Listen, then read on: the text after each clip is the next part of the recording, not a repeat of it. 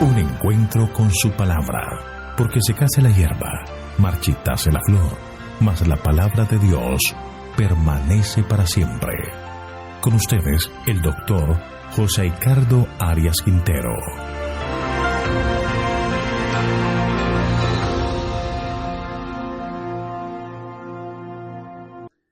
Vamos a estudiar Daniel capítulo 2, la primera parte.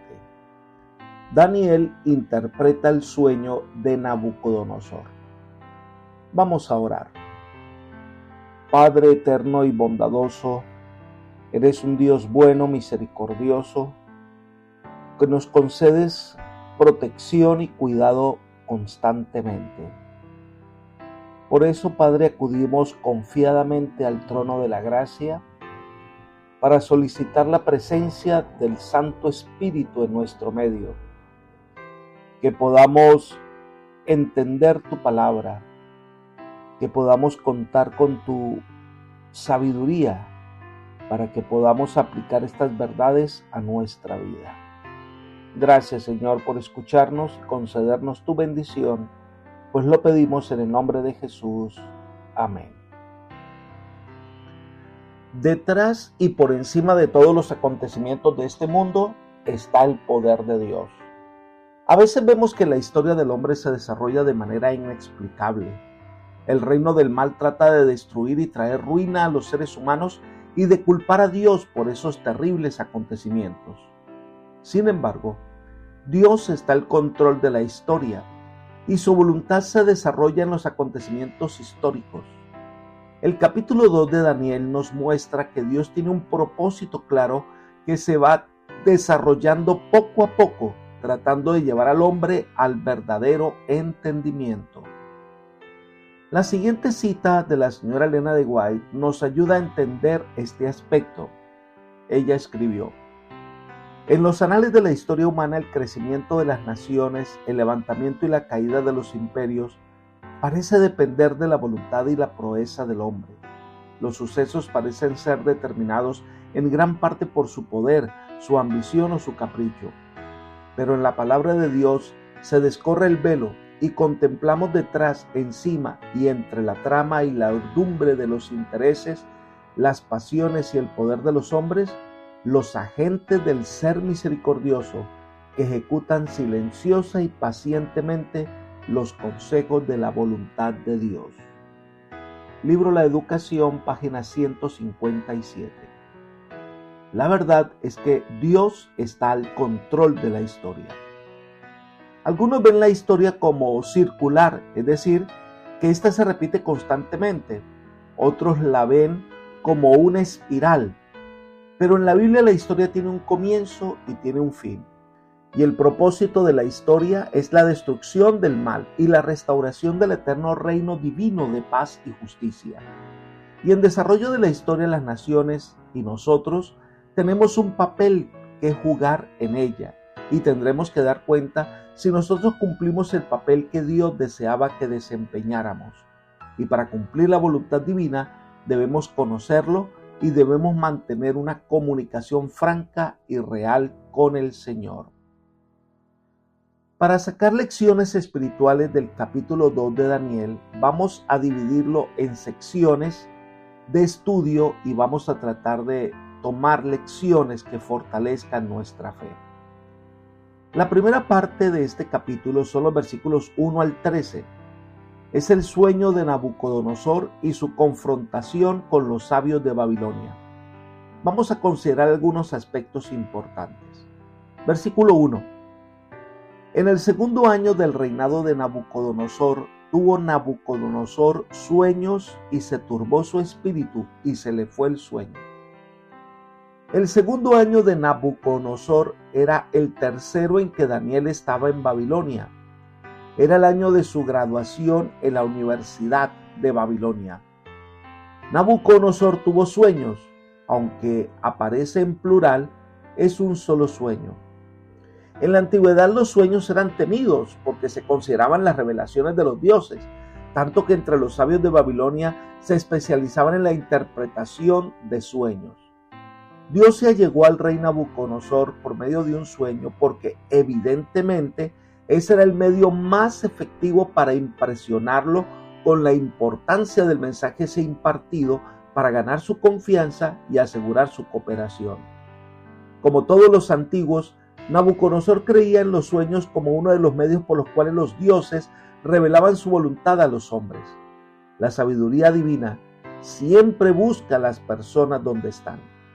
Al comunicar hoy el conocimiento de su voluntad a los hombres, Dios puede usar medios menos espectaculares, pero que igualmente sirven para cumplir sus bondadosos propósitos. Siempre adapta su método para influir sobre los hombres de acuerdo con la capacidad de cada individuo y el ambiente de la época en el cual vive cada uno. El único y verdadero Dios está extendiendo a Nabucodonosor la oportunidad de cooperar en forma efectiva con el programa divino. Lo cierto es que el sueño había impresionado muchísimo a Nabucodonosor a tal punto que dice que estaba perturbado. Esto muestra la necesidad que tenía de conocer qué es lo que este sueño significa o presagiaba. Leamos los versículos 2 y 3 de Daniel 2.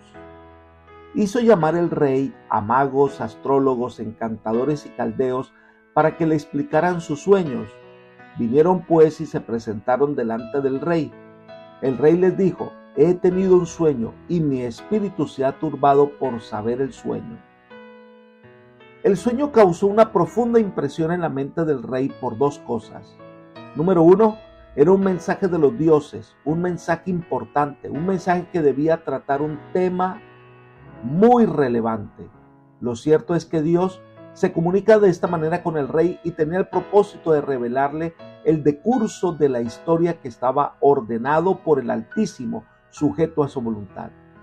Al rey se le mostró la responsabilidad que le cabía en el gran plan del cielo, a fin de que tuviese la oportunidad de cooperar voluntaria y eficazmente con el programa divino.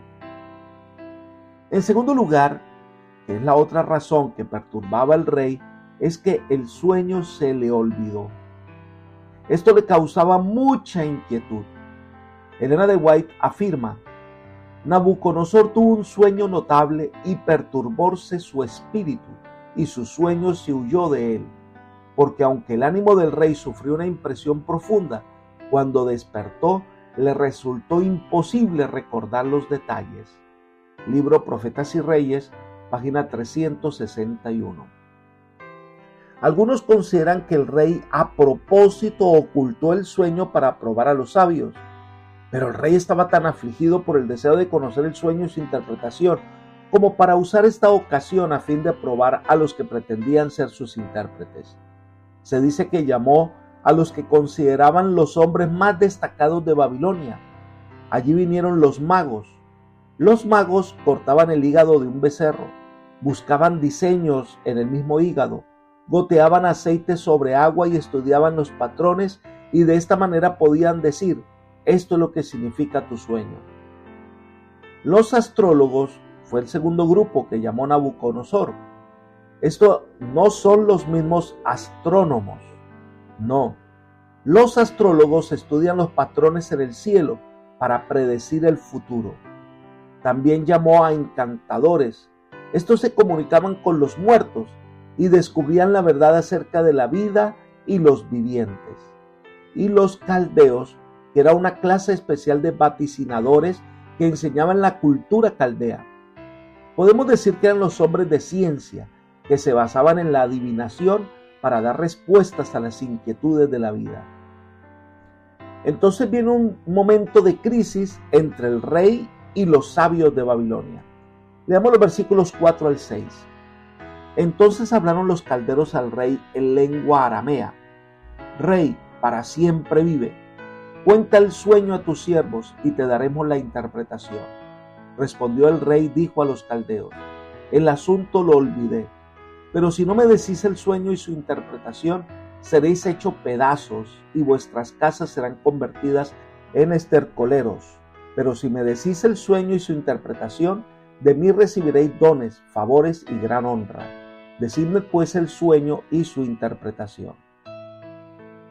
La familia real y la clase gobernante del imperio eran caldeos de la Mesopotamia meridional que hablaban arameo. Por lo tanto, no es extraño que los cortesanos del rey le hablaran en arameo y no en babilonio, la lengua de la población orinda de Babilonia. Los arameos eran una rama importante de los pueblos semíticos y su idioma comprendía muchos dialectos. Después del saludo especial que le brindan al rey, le piden al rey que le cuente qué es lo que soñó. Pero es que el rey lo había olvidado. Y ahí empieza el problema, porque los sabios no tienen el poder de entrar en la mente para descubrir el sueño. Ellos escuchaban el sueño y daban la interpretación. Elena de White agrega un comentario muy interesante. Ella dice: los acontecimientos históricos relatados en el sueño del rey eran de importancia para él, pero el sueño le fue quitado para que los sabios, con su pretendida comprensión de los misterios, no le dieran una interpretación falsa. Fundamentos de la Educación Cristiana, página 412. Esto hacía que el rey estuviese angustioso, que un mensaje de los dioses, que tiene la firme impresión que es importante y que no puede recordarlo. Este fue el medio de revelarle el amor de Dios a un rey tan orgulloso como Nabucodonosor. A Nabucodonosor le pareció que era imposible que estos hombres sabios no tuviesen la facultad de conocer su sueño y su interpretación. Así que primero les ofrece riquezas y dones especiales, pero después los amenaza si es que ellos le van a ocultar al rey el significado del sueño, ya que eso significaría que lo estaban traicionando. Leamos los versículos 7 al 9. Respondieron por segunda vez y dijeron: cuente el rey el sueño a sus siervos y le daremos la interpretación. El rey respondió y dijo: yo conozco ciertamente que vosotros ponéis dilaciones porque veis que el asunto se me ha ido. Si no me contáis el sueño, una sola sentencia hay para vosotros. Ciertamente preparáis una respuesta mentirosa y perversa que decir delante de mí, entre tanto que pasa el tiempo. Contadme pues el sueño para que yo sepa que me podéis dar su interpretación. Los sabios estaban ganando tiempo y sus repetidos pedidos despertaron la sospecha del rey de que estaban tratando de sacar algún provecho con tal demora. Ante la dilación y vacilación de los sabios, el rey pensó que ellos lo que estaban era tramando un complot contra él. Por eso dicta sentencia de muerte. Le parecía imposible que estos hombres no le dieran respuesta. Ahora, recordemos lo siguiente: toda la trama de su fe dependía de la creencia que los dioses se comunicaban con los hombres a través de varios medios representados por esos hombres. Por eso su vacilación en cumplir inmediatamente con su pedido puede haber despertado primero las sospechas del rey de que se habían confabulado para aprovecharse de él. Así que reafirma su amenaza de destruirlos si no le dan una respuesta eficaz. Pero estos hombres eran incapaces de resolver el asunto. Su impotencia los lleva a hacer una declaración sincera. Los versículos 10 y 11 vamos a estudiarlo por frases. La primera frase: los caldeos respondieron delante del rey y dijeron. Número 1. No hay hombre sobre la tierra que pueda declarar el asunto del rey. Los caldeos se vieron obligados a reconocer su incapacidad para revelar el sueño. Además, miren lo que dice la segunda parte: ningún rey, príncipe ni señor preguntó cosa semejante a ningún mago, ni astrólogo, ni caldeo.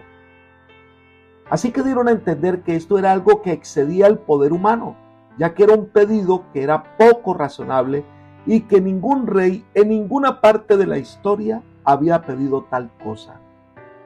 En tercer lugar, porque el asunto que el rey demanda es difícil. Esto que el rey pide no es sencillo, no es posible, es algo muy singular que nunca antes se había planteado. Y cuarto lugar, no hay quien lo pueda declarar al rey, salvo los dioses cuya morada no está entre los hombres.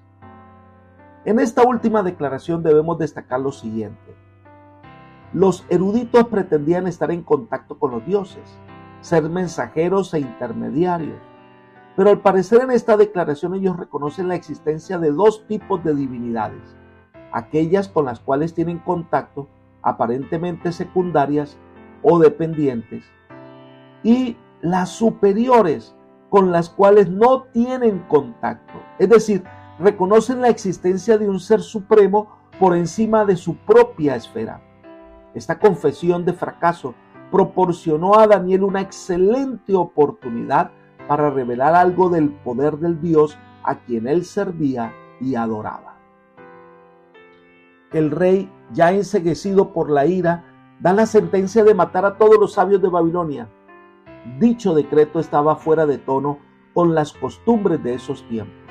Este era un paso temerario del rey, ya que la sentencia de muerte era sobre la clase más culta de la sociedad. Leamos los versículos 12 y 13. Por esto el rey, con ira y con gran enojo, mandó que matasen a todos los sabios de Babilonia.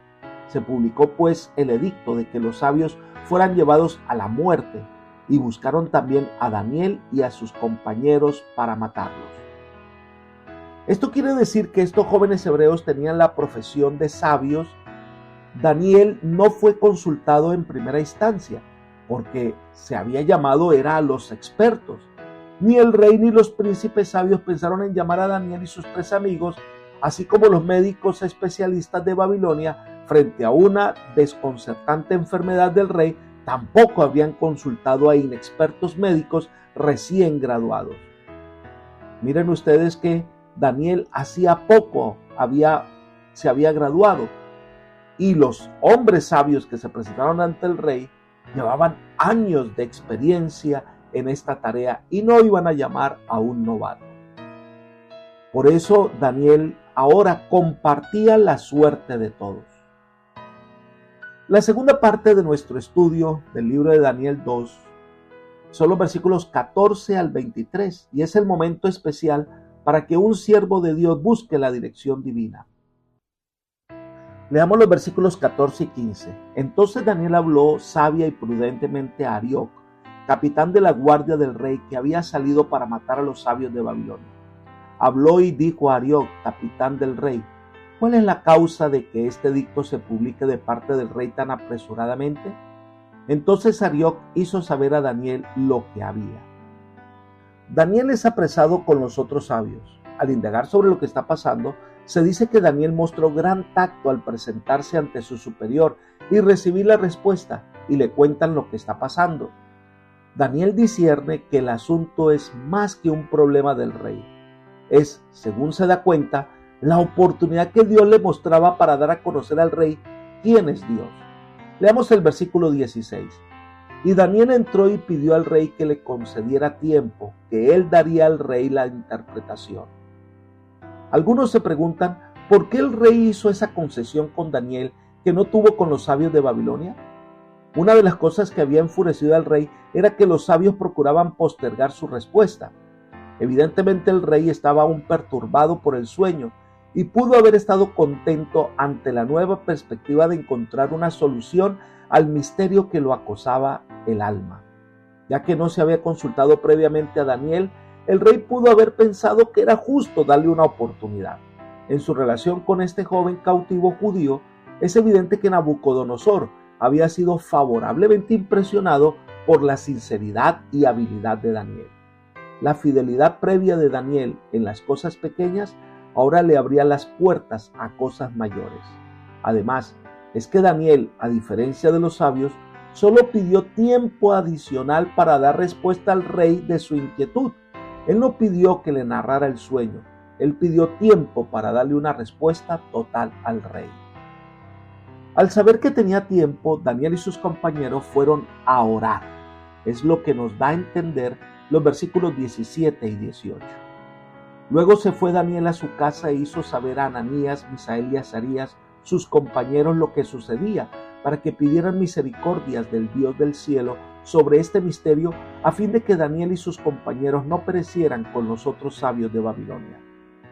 Daniel y sus compañeros podían acercarse a Dios con fe vigorosa y confianza implícita, porque hasta donde ellos sabían y podían, Estaban viviendo de acuerdo con su voluntad revelada.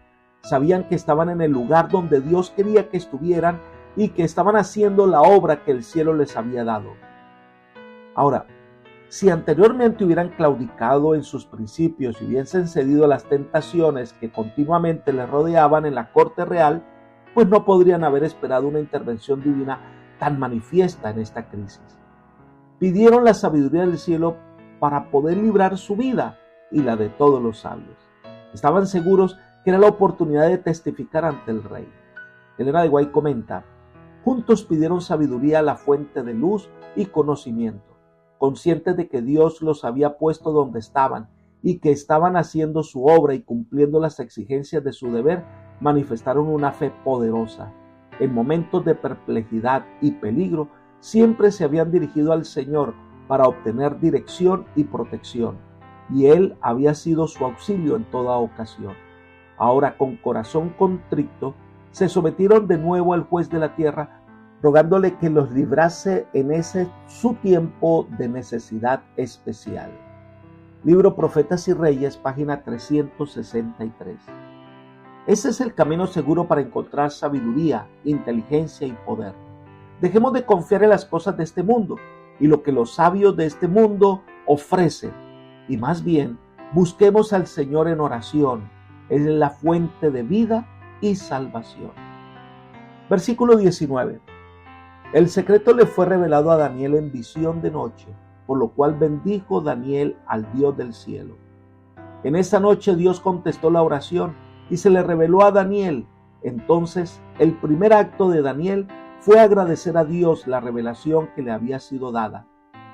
Leamos esta poderosa alabanza del profeta. Versículos 20 al 23. Sea bendito el nombre de Dios de siglo en siglo, porque suyos son el poder y la sabiduría. Él muda los tiempos y las edades, quita reyes y pone reyes, da la sabiduría a los sabios y la ciencia a los entendidos. Él revela lo profundo y lo escondido, conoce lo que está en tinieblas y con él mora la luz. A ti, Dios de mis padres, te doy gracias y te alabo, porque me has dado sabiduría y fuerza, y ahora me has revelado lo que te pedimos, pues nos has dado a conocer el asunto del rey. Aquí se nos presenta una síntesis del reconocimiento que hace Daniel de la grandeza de Dios. Y esto, por supuesto, es una lección para todos nosotros que nos enseña que si nos hace falta sabiduría, podemos pedirla y la recibiremos como respuesta a la oración de fe. Otro aspecto de esta oración es el reconocimiento de que Dios es quien dirige la historia del mundo. Todo está bajo su control. Daniel adora al Señor y reconoce su grandeza y alaba al Señor al lado de sus amigos.